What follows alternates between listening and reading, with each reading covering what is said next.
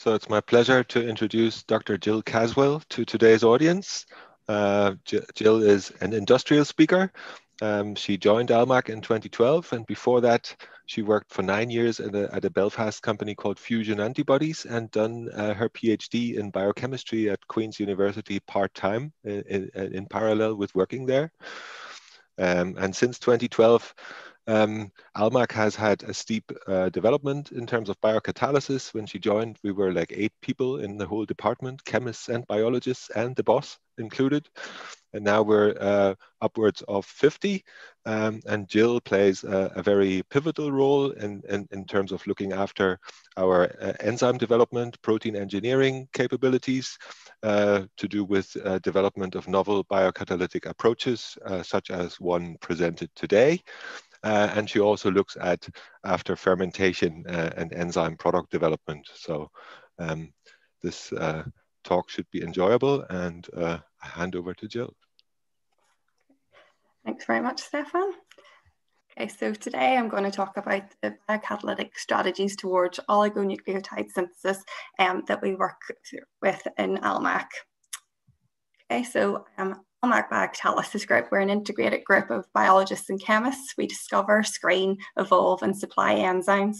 We have a number of key expertise within the group, such as enzyme discovery, building panels of enzymes, mobilization, fermentation development, and also bioprocess development and manufacture of chemicals. So we have applied this technology that we already had in place to oligonucleotide synthesis. And one of the reasons that we did this was that the current synthesis of oligonucleotides is solid phase. And this is a well-established automated platform that is involved in a cyclic process that adds the monomers on one by one. But there is some limitations to this synthesis. It uses linear sequential chemistry, and this can lead to the low yields and purity. There's also a requirement for complex chromatography, which can be expensive. There's also been scale-up issues going from grams to multi-tons. So this has led to a drive for innovation for new ways of making oligonucleotides, as well as the increase in demand for therapeutic oligonucleotides. Currently, there is 11 therapeutics that have been approved by the FDA, with many more in clinical trials. So we're hoping that enzymes and the field of biocatalysis can address some of these limitations that have been observed with the solid phase oligonucleotide synthesis. Okay. So Almac, the enzymatic synthesis of RNA oligonucleotides, we've got 2 different strategies that we use. We have the single-stranded strategy, which uses single-stranded RNA ligases that are ATP dependent enzymes, and we bring together 2 blockers to form a single-stranded RNA oligonucleotide. We also have our double-stranded strategy, where we bring together a number of different blockers, nail to form the double strand, and then use our ligase, our double-stranded RNA ligase panel, to ligate the blockers together, and we continue adding them in sequentially until we build up our product.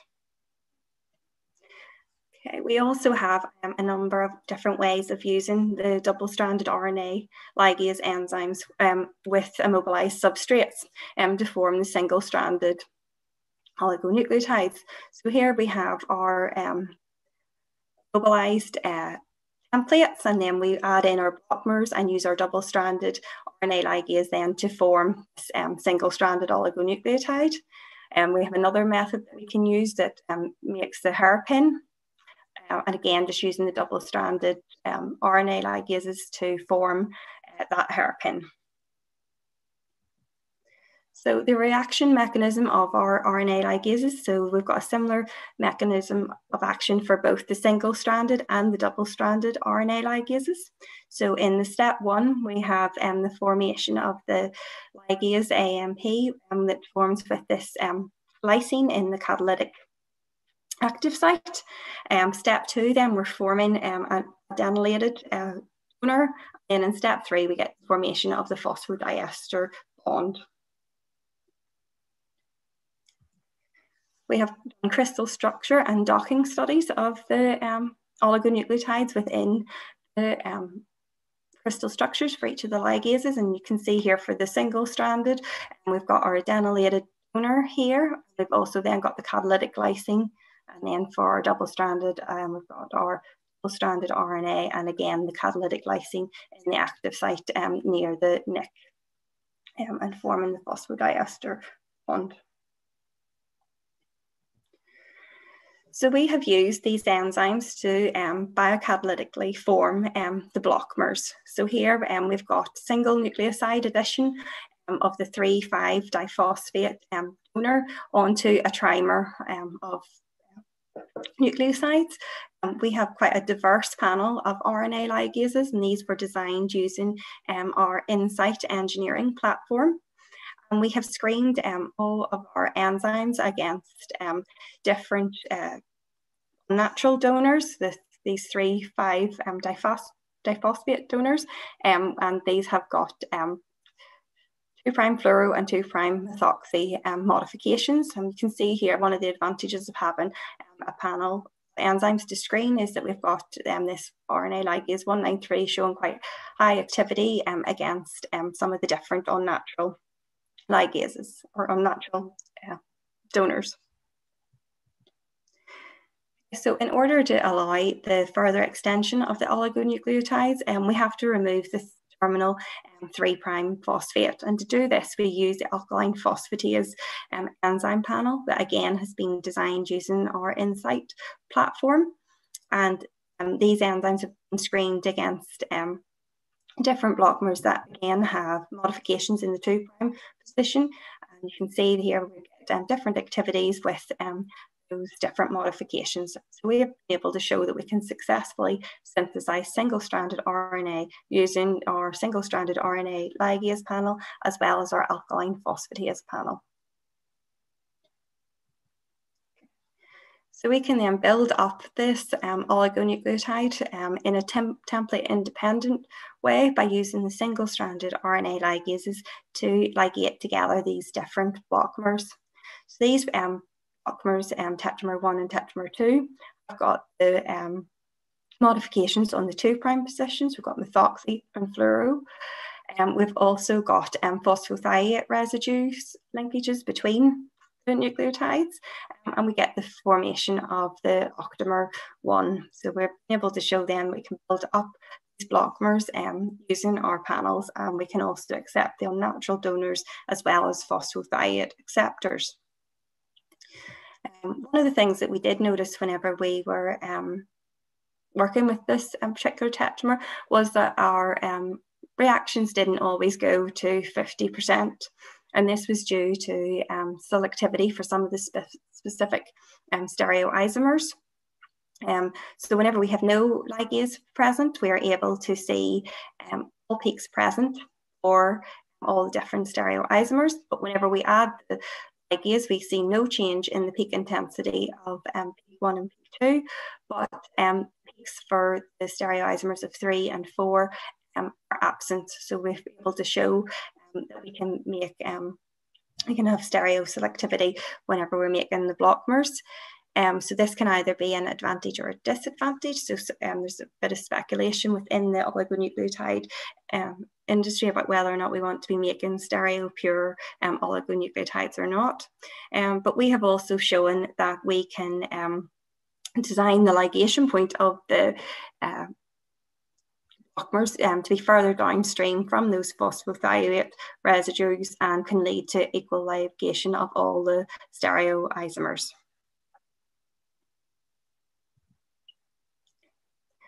Then moving on to the double-stranded nucleotides, we have two different strategies with this. A, what we call the all-in approach, where we put all the blockmers in, nail them together, and then add in our ligase and get the formation of the double-stranded RNA. Or we have ALMAX 323 hybrid approach, where we have all the blockmers. We add 3 blockmers in, and they're annealed and ligated to then form 2. Add in our next blockmer and just keep building those up sequentially until we have our product of interest. This strategy allows the development of the process to find the optimal enzyme for each of the different ligation points.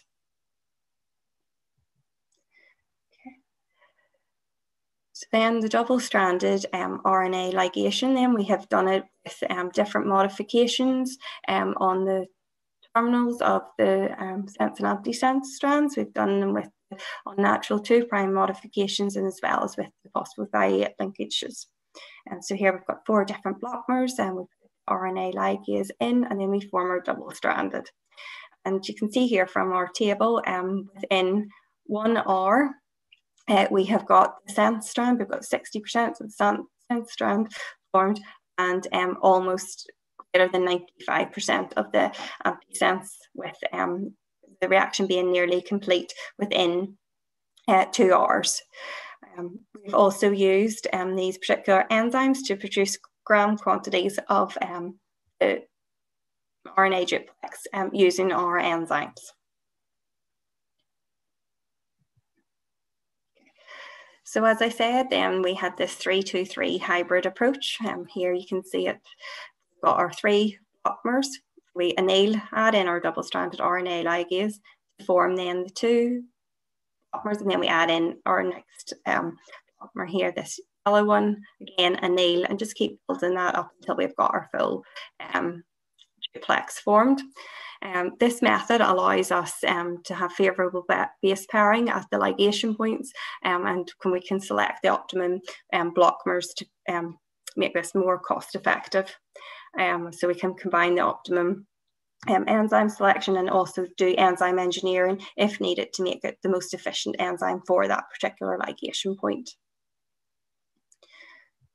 Okay, so there is some benefits then of using the 3-2-3 approach. So we've shown that it's could be more efficient. So if we look at the different times here, so if we do take blockmer 1 and blockmer 4 and 3 and put in, we've got almost 95% of the strand formed within the 1 hour. And then if we take the blockmer 1, 2, 3, and 4, then we have got again 95% of it formed within the hour. And then if we put all of the blockmers in together, we are only seeing for the sense strand, we're only seeing greater than 30% of it formed, whereas I've got the antisense strand formed within 95%.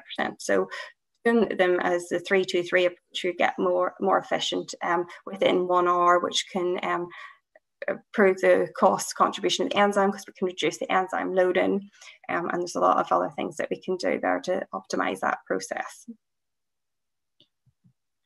Okay.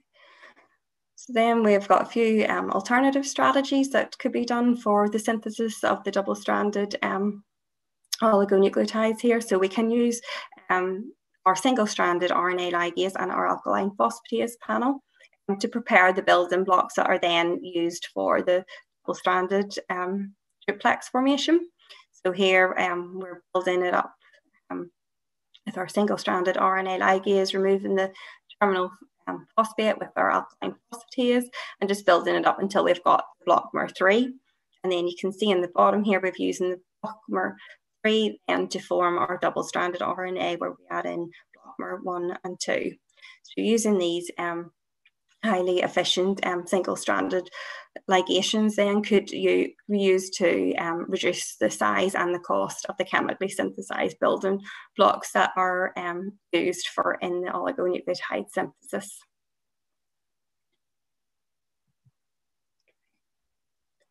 So as I said previously, we can optimize the double-stranded ligation strategy by finding the optimal ligase by screening the panels of ligase enzymes that we have to find the most efficient one for the particular ligation point. And then just build that up and then adding in our blockmers sequentially and just looking at each of the ligation points individually to find the best ligase for that ligation point.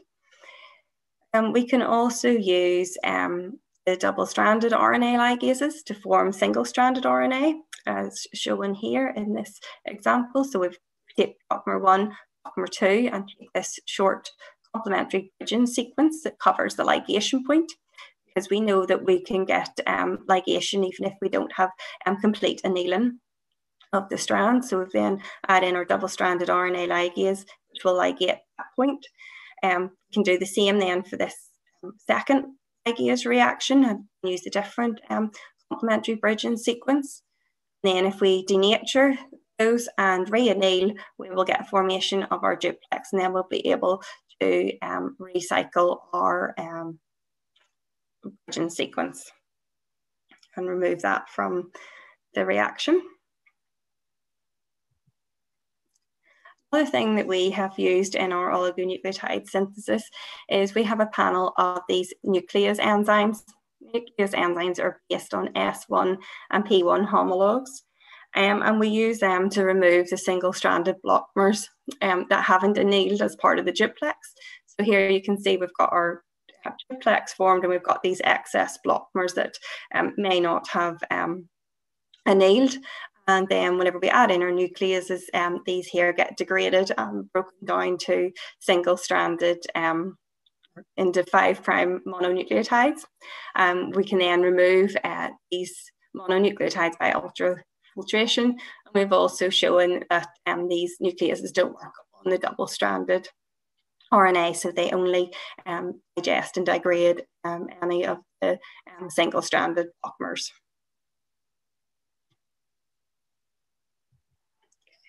So moving forward, the way we envisage this kind of technology is maybe using it as a mobilized enzyme, so it's in either flow mode or batch mode. So we would put in our acceptor and our donors in, mix those, and then we'd have our RNA ligase mobilized, flow that through, and get our product out here, and then we could flow it through the alkaline phosphatase, which would also be immobilized to remove the 3' terminal phosphate.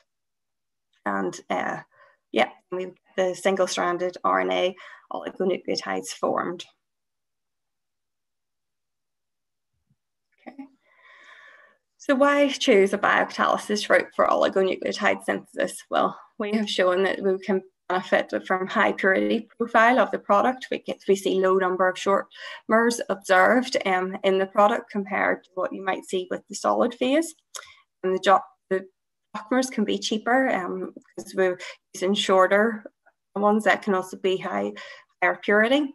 It can widen supply chain opportunities, so you'd be able to go to different suppliers to get smaller blockmers made if needed. Also the complementary pairing between the strands can drive the quality output of your product. We're also taking convergent synthesis versus linear synthesis, so we're getting better yields. We also have the potential to produce the optical pure oligonucleotides as the enzymes can show stereoselectivity, and we can also clean up the product using nucleases.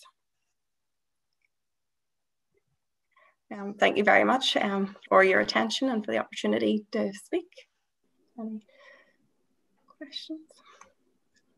Yeah, thank you so much for the talk. I'm going to pass this over to Anya so she can moderate the questions.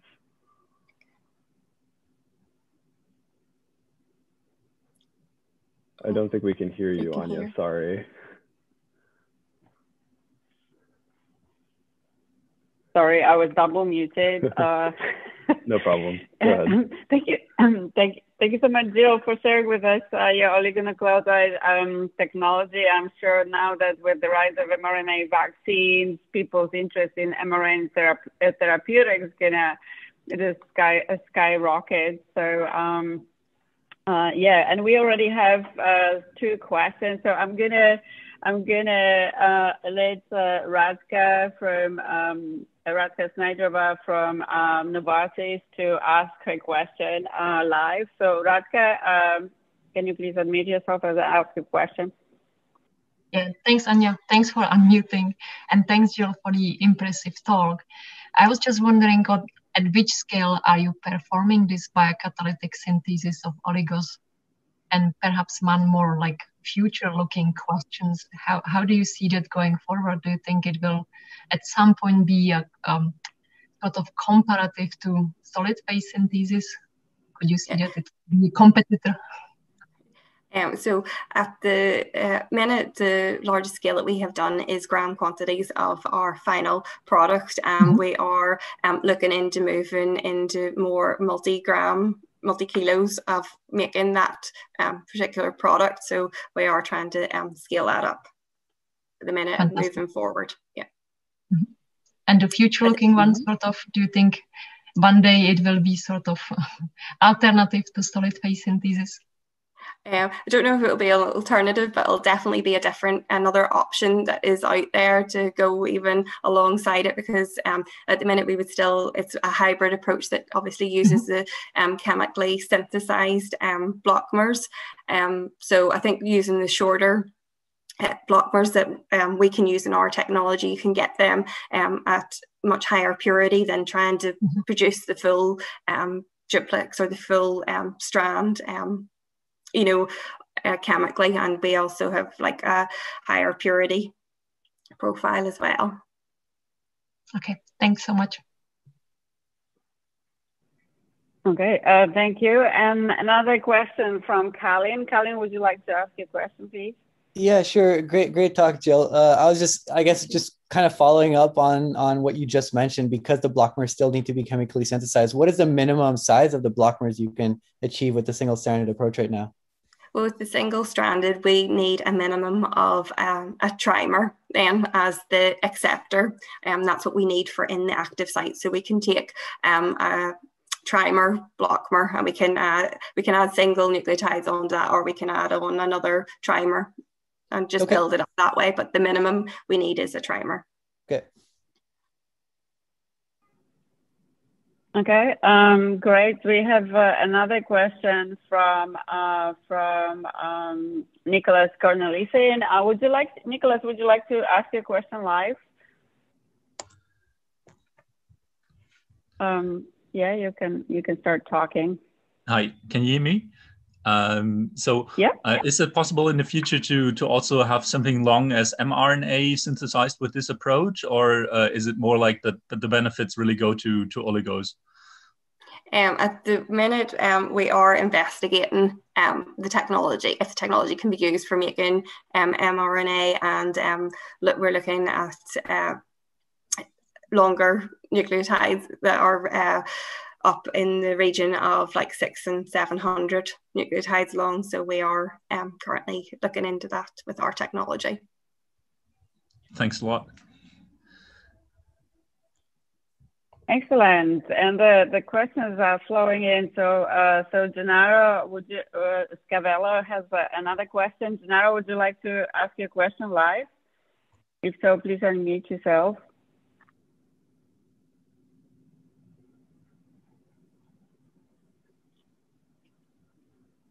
We cannot hear you, Gennaro, if you're talking.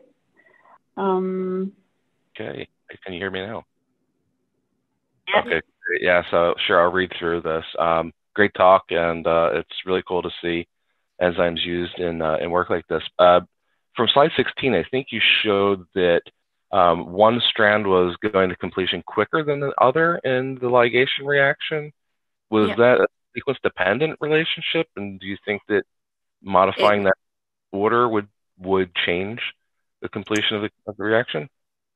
So we, with the ones examples we have been working with, it's nearly always the sense strand, but it's to do with modifications that are on the 5' and the 3' end. So that seems to slow that down whenever it's being made. But that's why one of the advantages then of like working with the different blockmers, then we would look at the best way to, put that together to make that more efficient.